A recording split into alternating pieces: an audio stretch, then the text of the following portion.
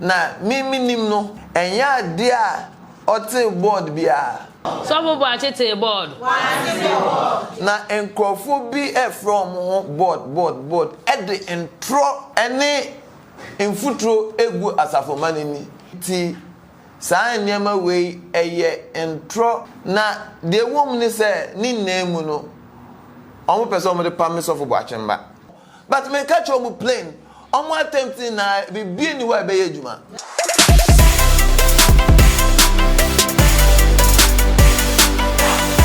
esim se osofo Boakye ne ma no obia ewo fila obia ewo ensem a wo mo pese wo mo ka enti wo hwa afia Boakye aye ne baba pani wa bekasa saa so na me nemu kasa die na chese ne baba ma no nso aye bibi na ya na wo mo boni din wo hwa lawyer abo bibi din wo mu wo hwa secretary no so abo bibi din wo mu saa so na ne nua ba aye afia Boakye no so abo bibi din wo mu ti bibi no ene yi wono so akasa ofre press e ma yenso yetie o chechem kopio ne ene braso se me disa video no eba besomo enti no yentie ensemada eye bibi michiremu a na chese Benjamin Boakye a oye osofo Boakye the Resurrection Power New Generation Church asafo no na oda no ne ba wono so woka edifa ensemada abetodwa abedadi ama obia eka bisire ene abasa no afia akabi amede part 1 part 2 part 3 abrel secretary abekasa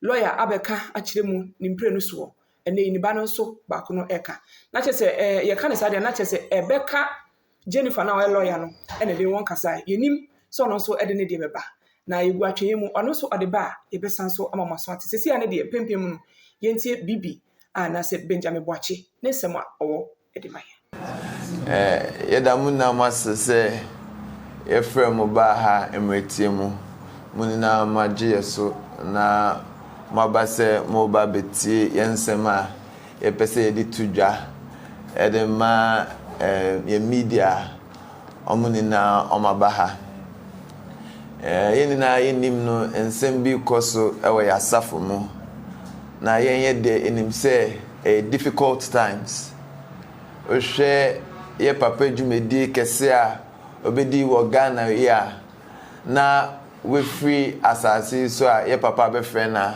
by all means ye be hu winchi kakra na eno nche se eni da so asa na enim se ye papa emretie mu obeba abeje na asafo na asundua na ye enjoy asa abejina na asafo mu biom amen nti ya Christopher nti ye be sha se ne mpa bo kakra nti me and my sister ebe sha se na ya to aso resurrection pamucho bi ankata neni asafo Awurade ene wie ye dawase si bibi mu yemfa asedam mawo nti ye dawase Awurade aba ye be hia ebe church nsem mu ama media no ene wasafo but in a show ne se ma asem ya ye beken matumi embrem ma yentimi nka no kre no nko a na ma wasafo ama asumdwe embrem Awurade ye pagya media personnel ne ba wanim Awurade omo de ade ne beko ye show so omo kɔ a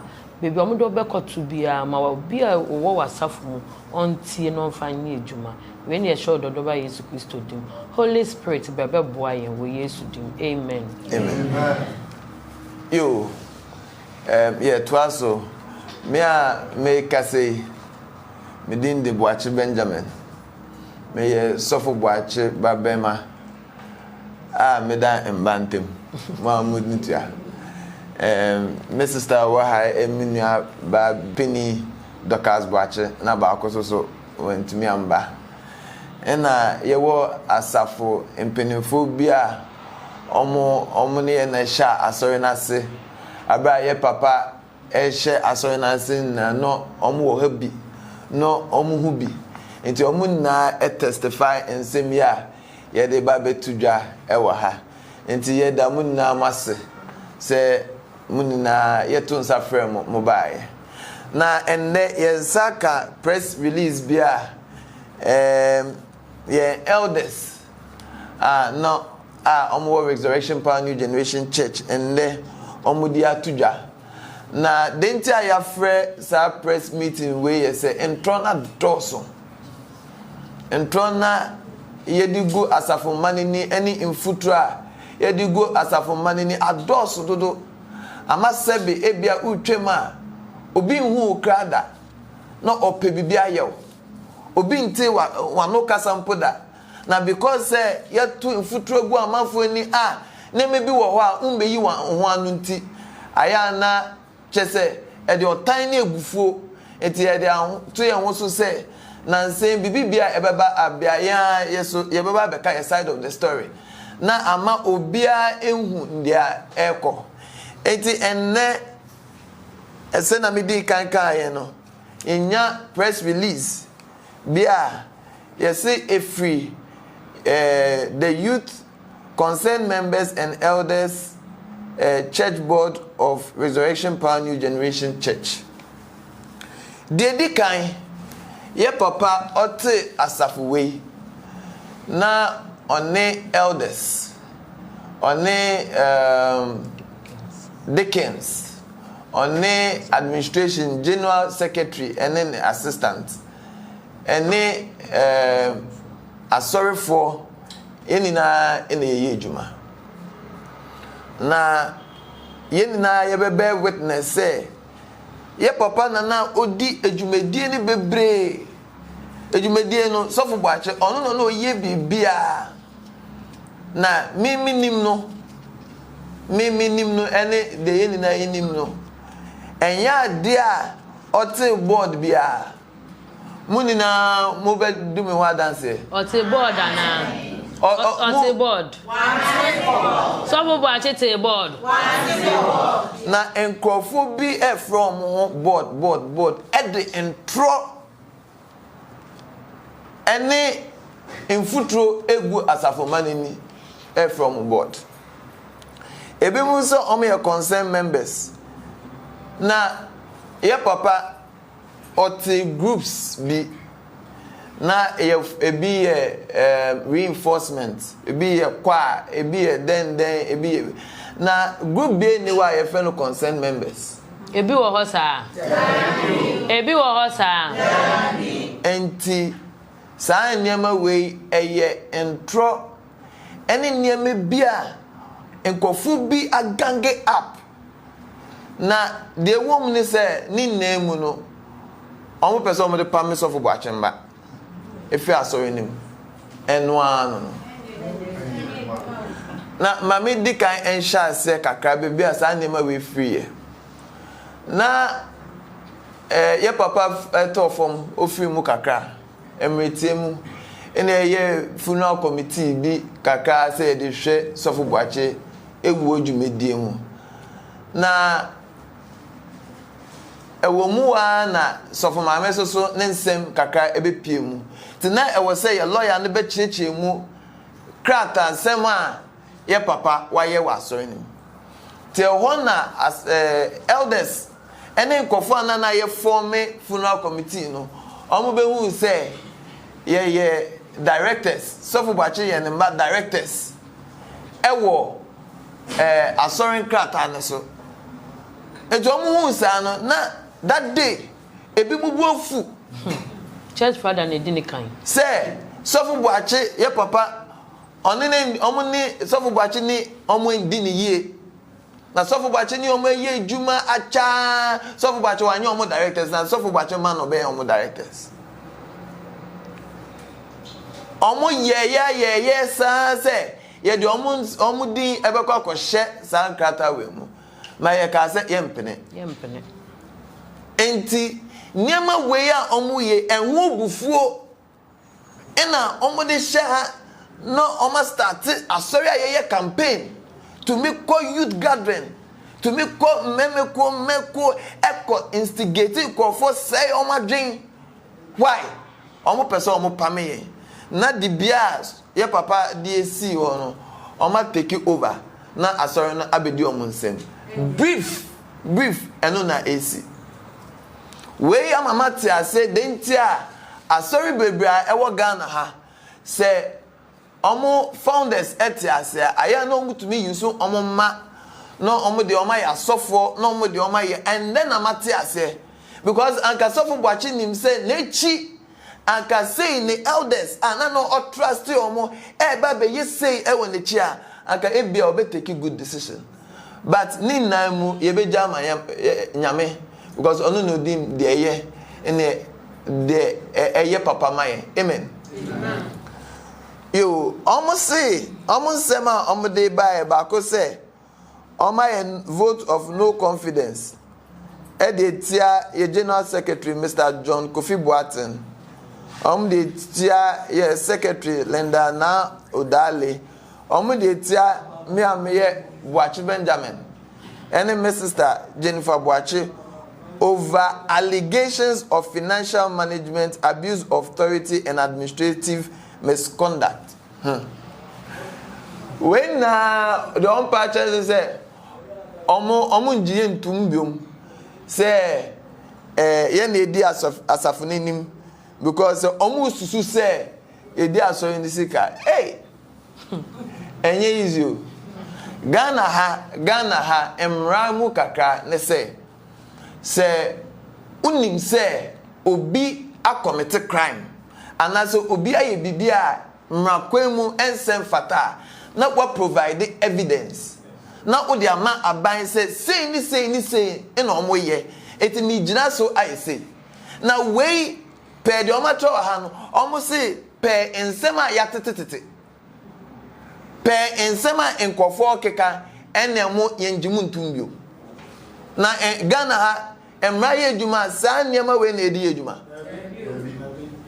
utumi hu say de bebe ade no mpese mo achieve no ade on mpese mo achieve no on be yusu kwan bia no me de afaso we insem tekeke matese we aye say matese we na elders a mo say na mo do so fo Boakye di nechi say ye di san insem we say because I am na make o insem o matro ha say based on niam ya tetetete apame omo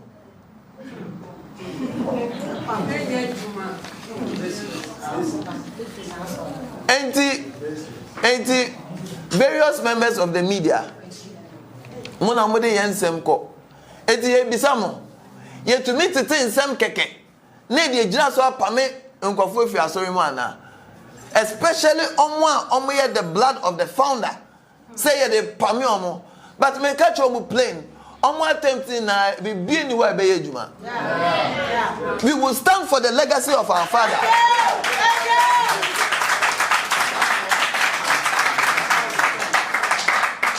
eti di omo yeni na ye hu hwe ye be koso den ti aye papa entrust ye with this directorship na enim say no odi ye tum eti ono so say ye fail na da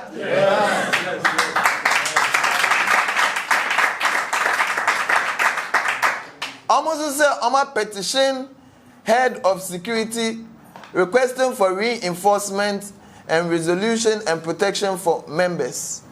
Eno medbeto ona masaba. Say interim leaders address delivered by eno okay yenko eno sign man. Now, almost grounds for no vote of no confidence. They say lack of financial accountability. Say yembu akonta emomo. Hey. Pacho mamin cheche sa ahamu kakra. Obi anka se obi mbu akonta. Tinetili obi enka se yembu akonta encha asorema no. Enye ade ayaka se yenye. Nemum omo request sa nyama we esa afa yechi e de ensem na kopiem wo court. And that mene wo ka say issue no asa kopiem wo sotom court. Say almost say asorema ni here accountability. Omo here we omo here. So far as about 6 months ago, still assembly gusu wo court. Enti denti ayemba out with accountability. Say na be ya ebetima cheche asori ni mu nema yedi sika ye ne sa nema because ensem no wo court. Ukoka asem na wo koka ni ya. No omwa wechi akoka che court say yaba abeye de court asema ye ka wo court. Enti ye pese ye be complicate omo ho. Enti ende me catch omo say omo pese the way omo ma pressure no omo pese ye koso na akonta na omo pe no Yet to me buma asafuna and your muko case in free court. Na yes so ye be ye de wo say ye. Yes. Untumi mfa atemu ko dan court. Na onsan twa wo embe sake asori man against yen. Say yen e decide intro any niema omo person mu yusu e de pame ye free ye papa sorry. Na sa niema no say ya de dika aka chom say enye ejuma. Number 2, almost suspected mismanagement of church funds. Suspected. Just say adia me dream say me dreams me susu say me susu we yasem. Media we yasem. Me susu say omu mismanage aso in sika.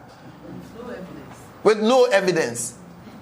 Me chamo expenditure aso near to me here. Mamenka few uncho. Ye run school on free education. Ye school fees. Ye share bus fee. It be for obi a free somewhere far as Dome chi Pokwase. Na ajo mo just 5 cedis. A big coca chi. Just breku any nechi. Just 5 cedis. Now we are omo man no school mu. Are they asking them how we are funding this things? Omo bi so omo. Ye we are buses are ye fuel educo for church members every Sunday. Omo bi sa kwan ye fa so ayeye. Insase aye toma branches se ne be ye be si nyame asori dan. Niema ye gusu ayeye. Omo bi sa omo how these things are being funded. Renovations are hodo yeah. Na mo sorry just because mo person mo permit so for Boakye but na mo fa sorry nti mo the allegations say me susu say me free say omo di asori sika wait be way ye ka be way enti na make catch on say make catch on plane say neman mesisu biom say neman tro na omo kan yehu ni na yehu omo to. Na adia omo pese aso ni baba bedi omo embedi omo endet ni chira.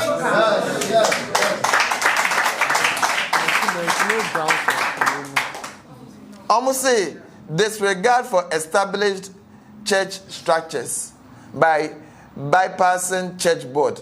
We na yasem. We na yasem. We admit say ye papa otiase no. Ye papa tiase no. Na adia o focus on kese the spiritual and the moral upbringing of the church. They be no nam ha no crusade. No nam ha no oyese. No or nam ha no yese. Enti ema asori ne structure kakra no ehwo to chima kakra. Eno na edi problem we are brain. No man who say loopholes wom enti kwan bia so e wo so omo fa so no mutumi rem na asori ne bedu omo ne omo ma ho. No obi a wa bebre sei e de asori na abesi ho etumi pame ne mama ne yeye sa. Esa say omo from ho church board. Hey. Church board. Sa church board we ye ka say ye lawyer ba around say e was say ye ni na yetumi yibi every various groups omo ma chewa sorry nim impenifo elders kakra asofo kakra nim we kakra na mo wu church board asofo kan nim da mo say mo ye elders mo person mo ye church board na sorry church board na to be church sorry church board asofo nim mpoda when na church say the omo kan na e kontompo and tro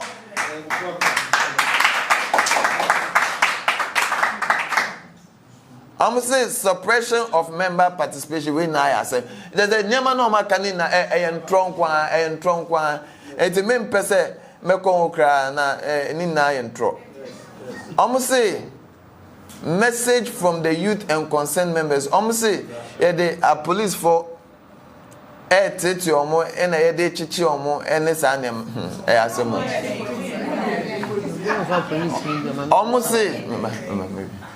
Say they are police for any aban Omo ye dwuma wa ban etete omo. Mo anse mo TV. Asori man no mo bisa say den no mo ye. Den e no mo ye. Me catch your plane. Ye tete say one Shadrach Ajete Soa. Oye sponsor. Ede ma dwumedi omudi wa asori nim because ono say opese obeye head of the church. Ntokwa no mo kun na omo say omo pese ono ye chairman. Onye sofu onye bibia. Na down for pa any IGP. Me can play na down for pa any IGP. Enti chese enyema omo ye a police for to me boa members e mo to me ko bubu dan ni wa sorry we have CCTV footages of all that. Now o catch say yeah the police for intimidating for. Last week Sunday police DB FIA media personnel bako e pa na cho say omo go breaki through our TV station. Now police ni on him the way to me TV woniama. Police ni or media. And so omo use the media the police because of the affiliation between one Shadrach Ajete and the IGP. Me personally, you are threatening my life. Me, I'm not talking for anybody. You are threatening my life. There are audios. They are called reporter police. Sa audios no e contain threats. In kofo omo instigating kofo so omo fasikan knife guns embra nyame sorry them. They are called reporter police. Omo anya wo hwe. Ye wo audios o. Ye copy audios we e dey come police for. Audios are threaten yan kasa your life. Ye juma wa sorry nim your life. They come police for omo anya wo hwe. Ye were cases up to now. Ye were case be anana ewo a man from court. Ye say papa be oye jupo owo Accra regional. E say omo yi found him film until omo yi found him up to and ye change say omo be free the case date. Now we are o be catch and say ye the police intimidate you.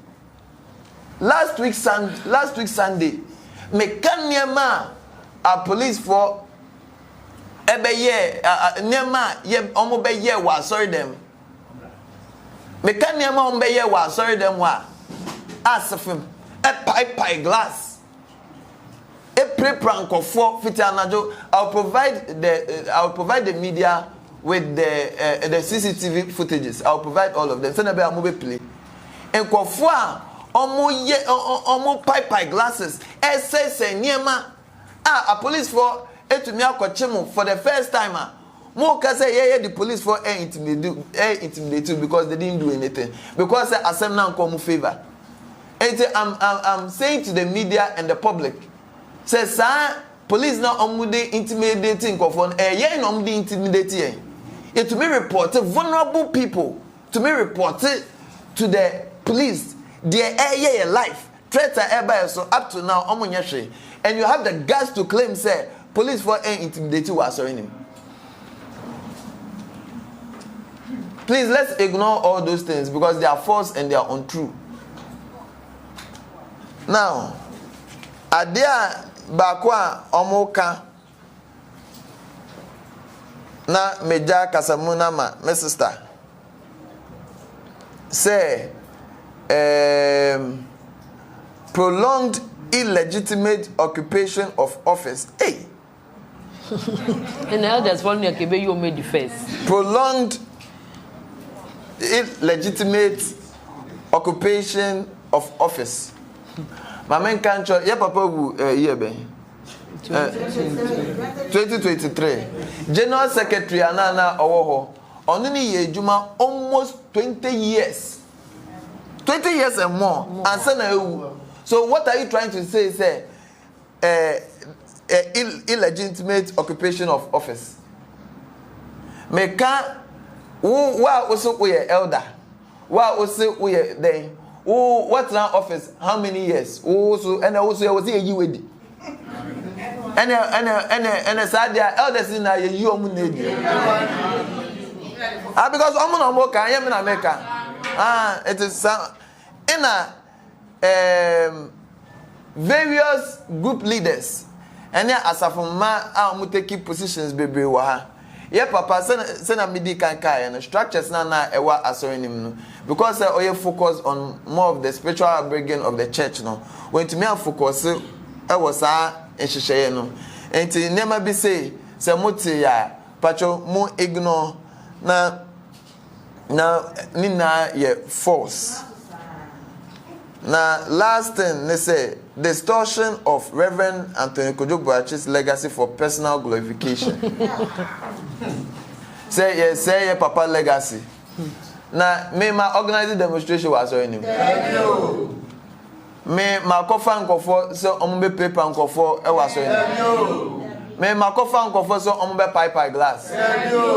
Me makofa nkofo so omo mbe threaten nkofo wa so ni omo yes anema no ende omo se distortion wo opese bra sofo Boakye bre ene bebia ode ne mbasi ya wo be take over na mo amudi echi so ya promise we general secretary ya promise we secretary ya promise we tezemeti esi general overseer na I promise about general overseer. Almost gang up because of almost selfish interest. Yes. Because of almost selfish interest. Most say papa ne legacy. Na mo market ya. Almost say papa ne legacy. Because say obi say nobody can protect me on authority. Yeah. Nobody can protect the legacy of Osofo Boakye than his children. Yeah.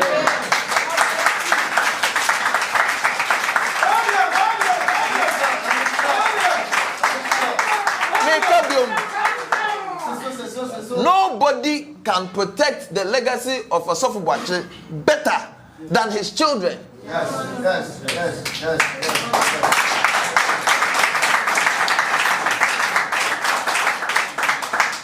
Because of enama mubenya ade atomo nkwan munti. Because of enam keka mubenya atomo nkwan munti. Mo pese mo say obi legacy. Because of positions are either promising for promises are who must say obi legacy kasa ne ma pese say ne legacy. Various members of the media any omo amutie but omo disregard this animal way and true. The reason why the children are there are to protect our father's legacy. We saw the sufferings of our father when he began the church until he died. And they will be very bad people to watch his legacy go down the drain. We will not do that. And because of this, they fear us. And so they want to sack us. But it will not work. It will not work.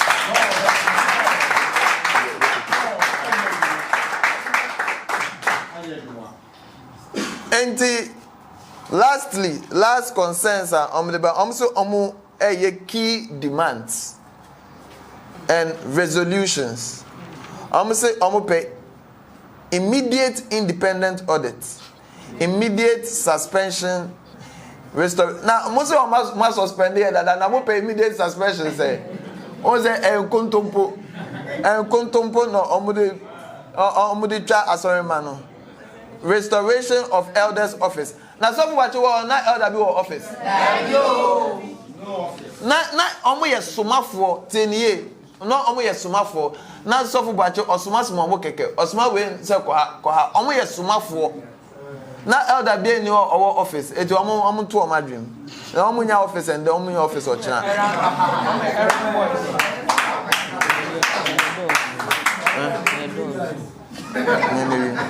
Say formation of an independent investigative committee, transparent and democratic elections. Now, immediate end of harassment and intimidation.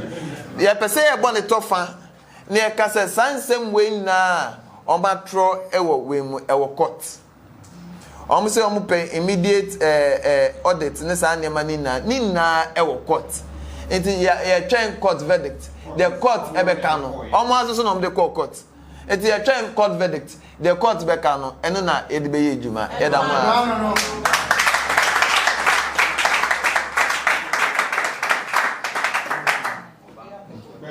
Pamacho, omo kan sembi wa hantin pese yehwe na yeyi ano 11 bi na eko.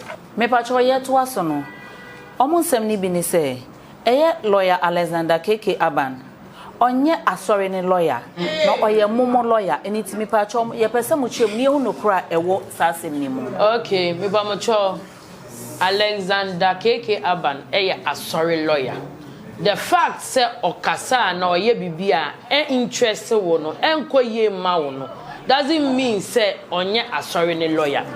Tama na Asofo Boakye wo ho no elder yeboa odinako so many court cases are representing ono ankasa any the church ono elder no oya aware on some ene baako enye mienu enye miensa it's a lawyer any elder yeboa there was a cordial relationship between them because of say Asofo Boakye soma elder any lawyer e court mutie on say asori no esro nhihye adade mo obia na elder yeboa ne dia ne so obekọ court and Asofo Boakye de den e ma no it's a lawyer e court bia na one elder na eko obeso chem say that time na one ne kono na onya asori lawyer na and by this time na obeya asori lawyer pamocho obua the fact all kasa na enko man no doesn't mean say onya asori lawyer oya asori lawyer kan Asofo Boakye ene ne ye nyama bibia but Asofo Boakye all me kan kire ana meboa all me kan kire na wahu sa directorship we oga kire hwan oga nche obia unless a lawyer ankasa ebe kan sa dey no akobi enim but na elder yeboa ye den onu de no nim because no ka documentation na ye den ye ni nyina nti no onu de onim but apart from that no na bibia ayeden e was so nti no mu ignore no the fact say on come and nya ne den no che say onya asori lawyer oya ne lawyer pa o ka say ye directors ni say no o call lawyer no ka che lawyers onye bibi na on fa ne din nya den emeka ho na lawyer kan say ono lawyer ne ye beba be kasa lawyer ne ye be kasa ne kasa ye mpene ohon na che say issues or started on lawyer enya confrontation it's about oya sorry lawyer pa anya yen lawyer oya sorry lawyer pa Okay, yes. Good afternoon. But I need from Star. Okay. It's in Helcabra. I'm saying, I saw somebody who can man can hear. What did you go last week, and also some days ago, we had a conference of Chado, different. Rice lawyer Alan. You can't say you. Then two, or can send me pray. He actually said, "Mo poko to go to." Emma, judge them man, what they say. Mo go render account for my story. And mo a calling info, authentic audit firm, that's KPMG. Mo ye, and I'm one. Okay, so let me answer it. Okay. So you call court. You the asem ako court. Your base structures. He say me person mo ye audit. And no more the call any some things. Omo call ye and I almost ko raise rings. E wa asem nim. So the rings was say omo lawyer no e ye police ni. And I ye lawyer no ye lawyer for the church. It's no, they were arguing, say, we be the asem no, and I said, we never the asem no. Uti, So they went to argue their point, say, we be the asem no, and I said, we never the asem no. Now you embark case nisu you. So asem na make an answer. Say they went to file their case, and with the case, no, almost raise another point. I will case nim say, we are sorry lawyer, and now we so ye police ni. Inti no na judge is okay next week me bua say lawyer ban betime di asem no ana say police ni no betime di asem no inti no that was what we were going for that time no ni enka audit yenka bibia we have not produced any evidence we have not talked about the matter what you say you go do judge ne say monko ye audit One said I didn't quite hear no. So that is not what we came. Say we your lawyer and I say we never di asem no. And so na your back case ni mu ankasa. If you are just going to say okay, your audit and now it doesn't work like that. I say we argue for the point. We argue for the point. We didn't evidences ni nyama ye den. Eba and so na judge not say okay, so okay. Evidence already buy, evidence we do buy. Inti no say na meye. But we were all going in for say lawyer ebe di asem no. And as a police ni ebe di asem no. I say na ye be back case ni so. Okay, me hold on. And to say see you know. Your lawyer no ni just a judgment no. Ni anjo. It you on the court Supreme Court. In a Supreme Court a question of that judgment. Yes. Of that judgment. Okay. So it is not because we didn't want to make the account. Okay. But it is because the Supreme Court quashed the decision.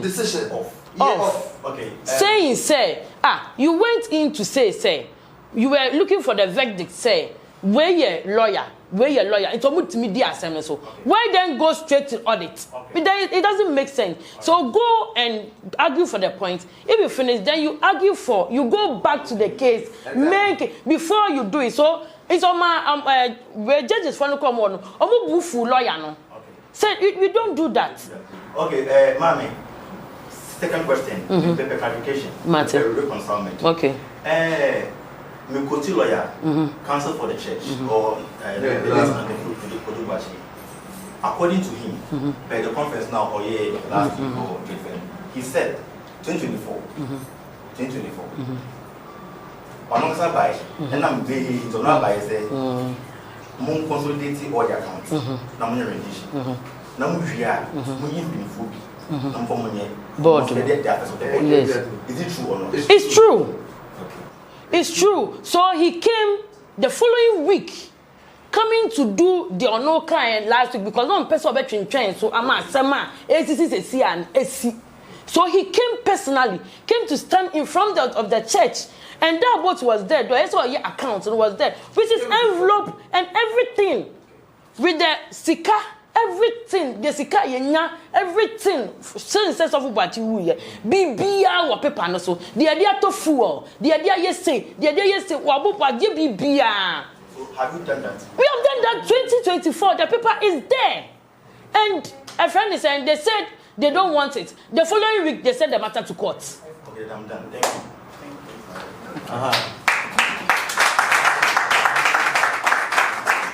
So let me tell you, that paper is still there.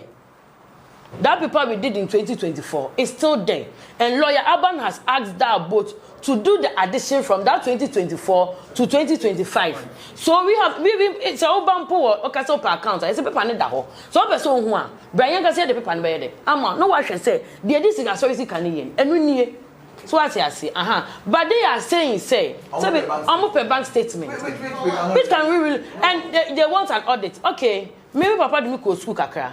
If you are talking about audit, it deals with receipts.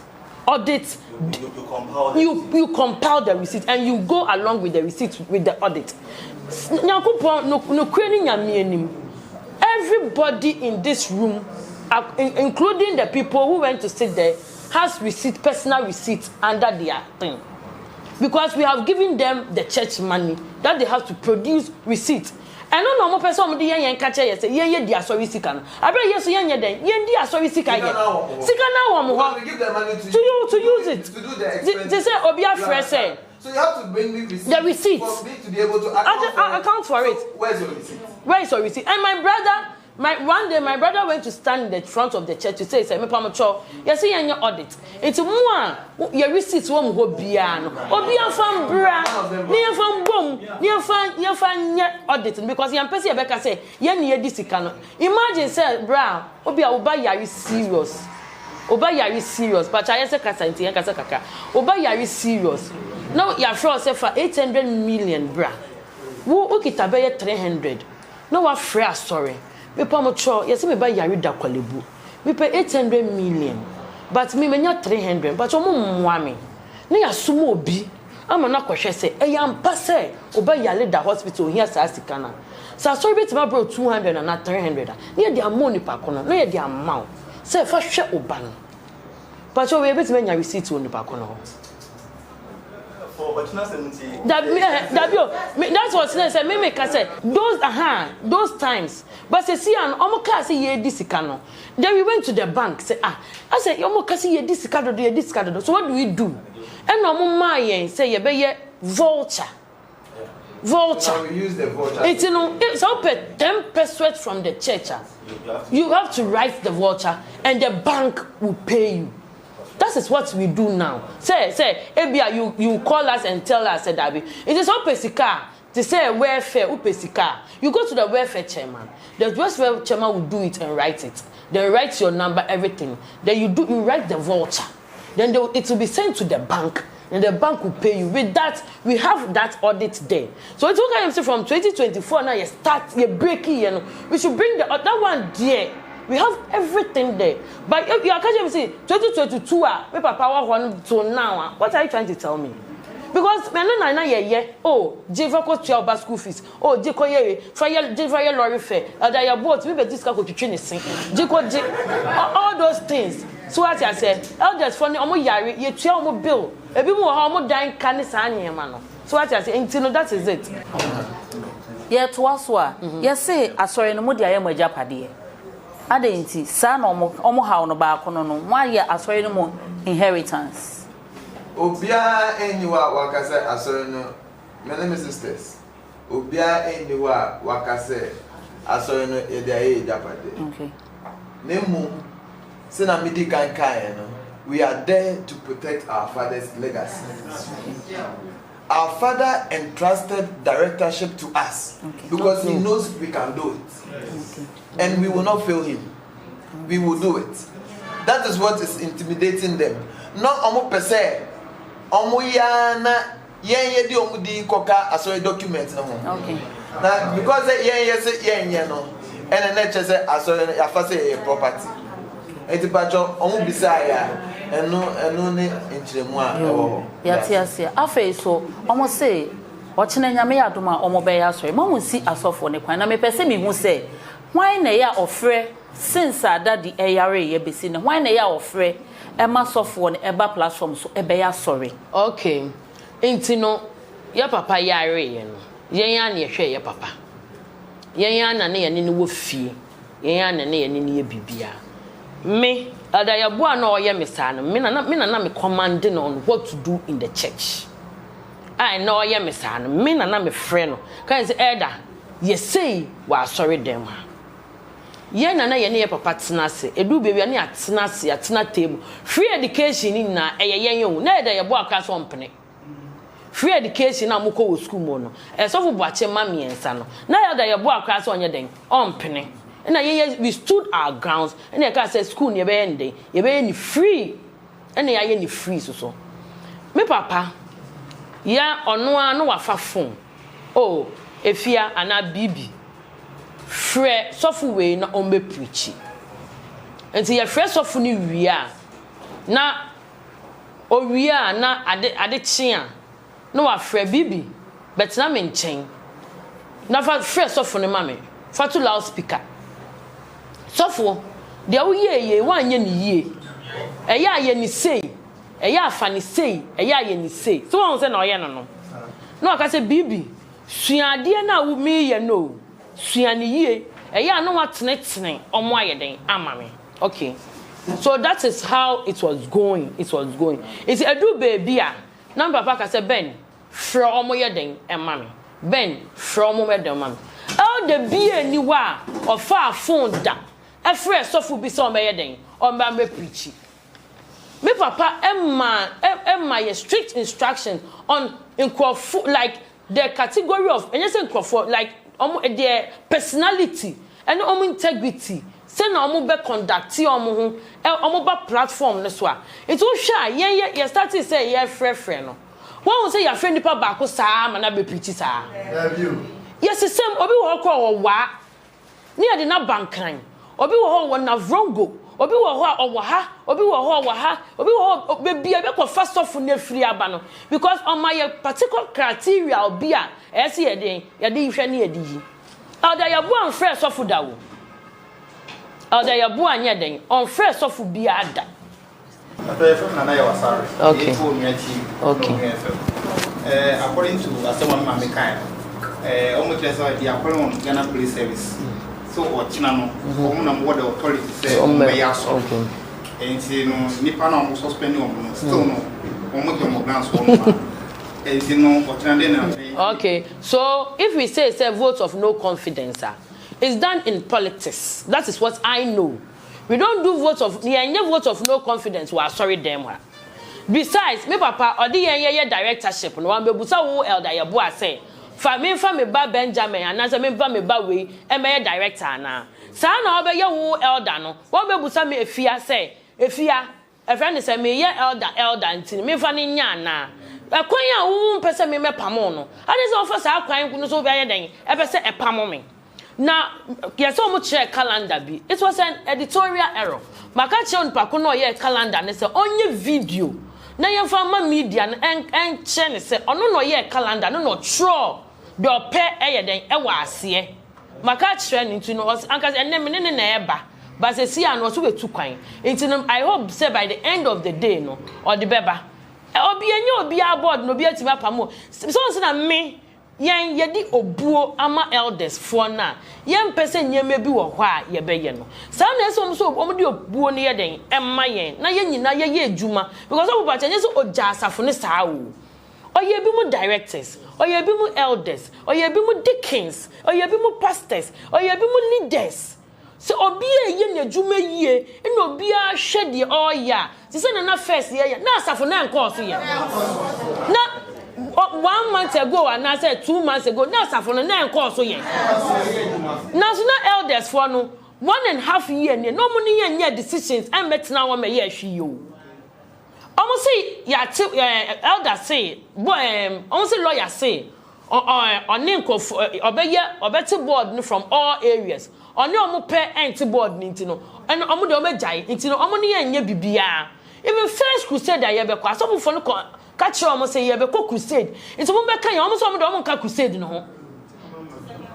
So what I say, into no and you say me to me the obuo am almost some your elders. Me papa na you omo. Inside this omo for obuo ni sam mame. Na sorry ni nya den enko so. So what I say, into no and intimidation by the police. Last one. When I was pregnant, Elder Yabua, I went to the police station like about 50 times. Last one I'm calling, I got 3 days I'm able. 3 days I'm able. So who is intimidating who with the police? Yet to me call police station ha. Who are near Fro? Are you Dorcas Boakye? I am calling you from this police station original. No, you're my show. So we be no medro, so be call hospital, so be ye den. I say sorry. Now book it now call. Now ya kwaka. It is na mo the camera CCC here. Now a police for the camera see what no more recording, no more solve issue no. You think in your mind the issue has been solved. What's that dawa 3 days time? Yasa Fro say it's the same case. Yasa do Canada jurisdiction of the police station. Me say 3 days time me do on Canada police for no cra. Me who your momobo. It's almost say yeah me fa police baby no metro. So who is intimidating who with the police? And no more young say yeah you go for police for Dabi o. Dabi. Mom in the court no they will invite the police into the church.